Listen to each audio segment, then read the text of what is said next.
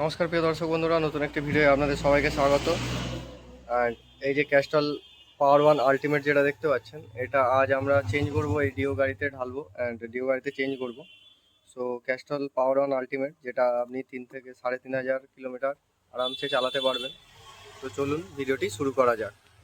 So প্রথমে এই যে 12 নম্বর নাটটাকে আপনারা দেখতে পাচ্ছেন, এটাকে আমরা আলাদা করব অ্যান্ড এই নাটটাকে আমরা খুলে নেব। সো এটা খোলার জন্য এই যে 12 নম্বর গুটি দেখতে পাচ্ছেন, 12 নম্বর গুটি দিয়ে আমরা এই নাটটাকে খুলব।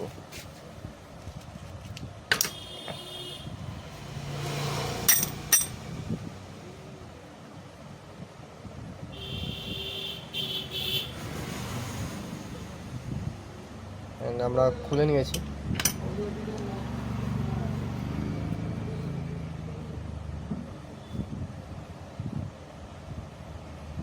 পুরোভাবে ড্রেন করে নিয়েছি অ্যান্ড এবারে ড্রেন নাটটা আমরা টাইট করে দেবো। অ্যান্ড অবশ্যই খেয়াল রাখবেন যে ওয়াশারটা যেন থাকে। এই যে ওয়াশারটা দেখতে পাচ্ছেন, ওয়াশারটা যেন অবশ্যই থাকে। তো এবারে আমরা গিয়ার অয়েল ড্রেন করছি না, কারণ আগের বারে গিয়ার অয়েল চেঞ্জ করা হয়েছিল এই গাড়িটা। সো গিয়ার অয়েল প্রত্যেকবার চেঞ্জ নাও করতে পারেন আপনি। গিয়ার অয়েল সাধারণত খুব একটা খারাপ হয় না। তো 2-3 বার ইঞ্জিন অয়েল চেঞ্জ করার পর গিয়ার অয়েল আপনারা চেঞ্জ করতে পারেন। তো এবারে আমরা ইঞ্জিন অয়েলটা ওই পাশ থেকে ঢালবো অ্যান্ড ক্যাপটা খুলবো।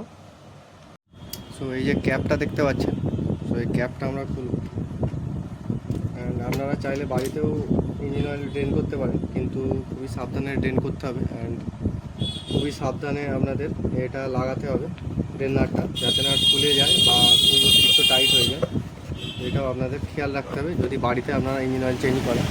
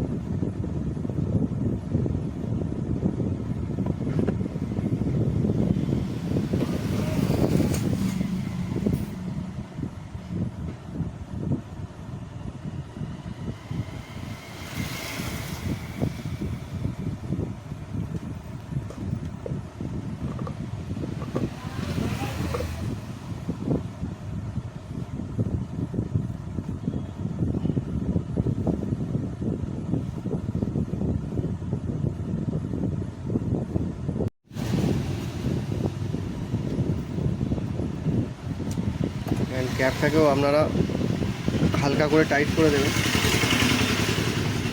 টাইট করে দিলে